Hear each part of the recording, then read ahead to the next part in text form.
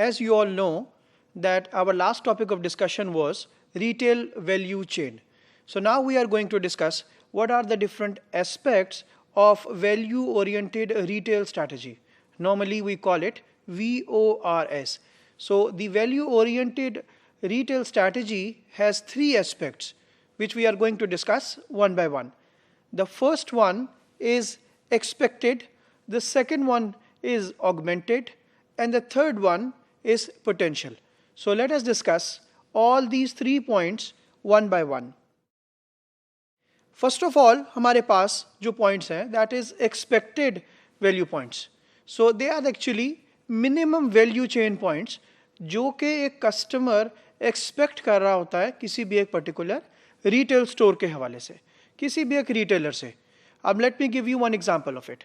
For example बाज़ औक़ात ऐसा होता है कि आप एक स्टोर के अंदर जाते हैं और उस स्टोर के अंदर आपके जाते ही there are some minimum expectation from that store. जिस तरीके से बेशक वहाँ का वो क्लीनिंग का इन्वायरमेंट है, क्लीनलीनेस ऑफ द स्टोर है, बेशक वो वहाँ पे लाइटिंग ऑफ द स्टोर है, म्यूजिक इनसाइड द स्टोर है, बेशक वहाँ का वो air conditioning of that particular store है, स्टोर का असॉर्टमेंट है, स्टोर की प्राइसिंग है. So what are the minimum expectation by a customer, वो सारी की सारी जो हैं वो एड्रेस की जाती हैं इस minimum expected value chain elements के अंदर. तो कस्टमर नॉर्मली जब अगर ये उसकी बेसिक एक्सपेक्टेशंस मीट नहीं होती है तो एक्चुअली कस्टमर का डिससैटिस्फैक्शन जो है वो नॉर्मली होता है, और अगर ये एक्सपेक्टेशंस जो हैं वो मीट हो रही होती हैं तो इसका मतलब है कस्टमर एक सेटिस्फाइड कस्टमर के तौर पर एक रिटेलर के लिए आता है और बार बार ऑफ कोर्स वो फिर एक रिपीट कस्टमर जो है वो बनता है. मैं अगर आपके सामने एक एग्जांपल जो कि यहाँ पे एक और मेंशन्ड है विच इज़ रिलेटेड टू कि एक यंग वुमेन है that is entering into the store, एक रिटेल स्टोर है, तो नॉर्मली उसके लिए प्राइस पॉइंट जो है वो एक मिड लेवल का प्राइस पॉइंट जो कि उसकी एक्सपेक्टेशन है एक स्टोर से वो है. इसी तरीके से इसके अलावा और कौन कौन से पॉइंट्स हो सकते हैं, अगेन यहाँ पे क्लीननेस का पॉइंट मेंशन्ड है, यहाँ पर स्टोर की टाइमिंग के हवाले से है, स्टाफ की education, let's say skilled staff है, इन्फॉर्म्ड स्टाफ है, they know well about their products, they know well about their stores, they know well about their department, कौन सी चीज़ कहाँ मौजूद है, किस प्राइसिंग के ऊपर मौजूद है, किस फीचर्स के साथ मौजूद है. ये एक बेसिक पॉइंट्स हैं, बेसिक मेन एक्सपेक्टेशंस हैं कस्टमर की एक रिटेलर के साथ. अब हम आते हैं अपने दूसरे पॉइंट की तरफ जो कि हैं augmented points.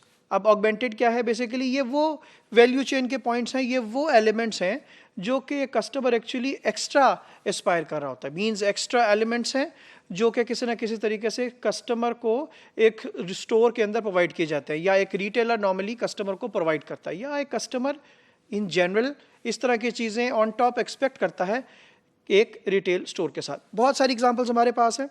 First of all हमारे पास है एक्सक्लूसिव ब्रांड्स के हवाले से.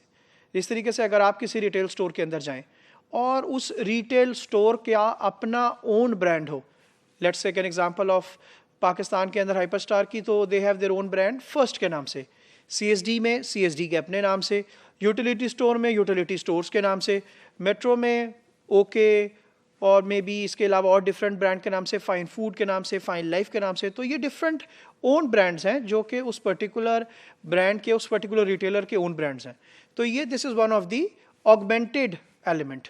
इसी तरीके से हमारे पास लॉयल्टी कार्ड्स के हवाले से बात करता है. जिस तरीके से अगर आप स्टाइल हो जाएँ, अगर आप खाटी जाएँ, so you will find the loyalty cards या you will find the point cards. ये वो हैं जो कि कस्टमर को अपने पास इंगेज करने के लिए हैं. अब ये एक एक्सपेक्टेशंस नहीं है नॉर्मली कस्टमर की, लेकिन they are considered to be the augmented points, augmented value chain points. इसी तरीके से delivery is one of the factors, इसी तरीके से personal services is one of the factors. तो ये सारे वो मेजर पॉइंट्स हैं जो कि ऑगमेंटेड वैल्यू चेन पॉइंट्स के तौर पे कंसिडर किए जाते हैं, और कस्टमर के लिए अगर आप कस्टमर को ये देते हैं, कस्टमर इनको एक्स्ट्रा बेनिफिट समझता है, एक्स्ट्रा एडवांटेज समझता है अपने लिए, और एक रिटेलर के लिए अच्छी कनेक्टिविटी क्रिएट होती है अपने कस्टमर के साथ. इसके बाद अगर हम बात करते हैं तीसरे पॉइंट की तरफ, तो वो हैं पोटेंशियल वैल्यू चेन एलिमेंट्स. ये वो नॉर्मली पॉइंट्स हैं, ये वो नॉर्मली एलिमेंट्स हैं जो कि आपको कंपेटिटिव एडवांटेज देते हैं ओवर योर कंपटीशन, और generally they are not been followed by the competitor, यानी कि एक्सेप्टेबिलिटी और the following of that particular elements are less with the competition. जिस तरीके से अगर हम बात करते हैं रिटर्न पॉलिसीज़ हैं, रिफंड पॉलिसीज़ हैं, जो कि नॉर्मली अगर आप रिप्लेसमेंट पॉलिसीज़ हैं, इंस्टॉलेशन फैसिलिटीज़ हैं, ये वो डिफरेंट तरह की पॉइंट्स हैं जो कि नॉर्मली होते हैं, और कस्टमर इन जनरल ये पॉइंट्स जो हैं ये ऑन टॉप हैं और नॉर्मली कंपटीशन बहुत ज़्यादा नहीं कर रहा होता। आज के दिन में सेम डे डिलीवरी का कॉन्सेप्ट है, ड्रोन के थ्रू डिलीवरी का कॉन्सेप्ट है, और मे भी इसके अलावा लॉजिस्टिक्स की फैसिलिटीज़ कस्टमर को फ्री हैं।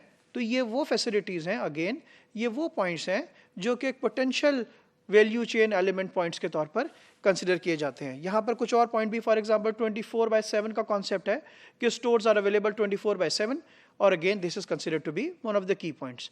तो मैंने यहाँ पर आपके सामने 3 एस्पेक्ट डिस्कस किए हैं जो कि वैल्यू ओरिएंटेड रिटेल स्ट्रैटेजी को, VORS को रिफ्लेक्ट करते हैं, जिसमें हमने डिस्कस किया है कुछ पॉइंट्स हैं जो कि एक्सपेक्टेड वैल्यू चेन पॉइंट्स हैं, कुछ ऐसे हैं जो ऑगमेंटेड हैं, और तीसरे जो हैं वो पोटेंशियल पॉइंट्स हैं।